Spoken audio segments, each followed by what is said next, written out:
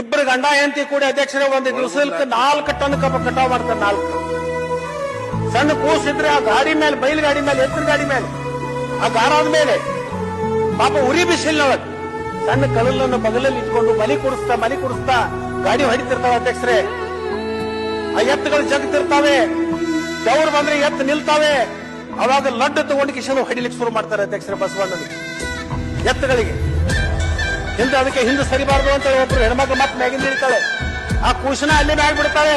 ಅದು ಯಾವಾಗ ಬಿದ್ದು ಸಾಯ್ತೈತೆ ಗೊತ್ತಾಗಲ್ಲ. ಇಳಿದು ಮತ್ತೆ ಅದಕ್ಕೆ ಗಾಲಿಗೆ ಕಲ್ಲು ಹಚ್ಚುವಂತ ಕೆಲಸ ಹೆಣ್ಮಕ್ಳು ಮಾಡ್ತಾರೆ ಅಧ್ಯಕ್ಷರೇ. ಅಂತವರಿಂದ ನೀವು ಹಗಲು ರಾತ್ರಿ ರಕ್ತವನ್ನ ಸುರಿದು ಬೆವರದ ರೂಪದಲ್ಲಿ ನೀಲಕ್ಕೆ ಚೆಲ್ಲಿದಂತ ಕಾರ್ಮಿಕರದ 1 ಟನ್ 2 ಟನ್ ಕಬ್ಬದ್ದು ಹೊಡೆದ್ರೆ ನಿಮ್ಗೆ ಏನಾದ್ರೂ ಉದ್ಧಾರ ಆಗ್ಲಿಕ್ಕೆ ಸಾಧ್ಯ ಆಕೈತೇನೆ ಅಧ್ಯಕ್ಷರೇ? ಕೋಟಿ ಕನಸುಗಳ ಅರಮನೆಗೆ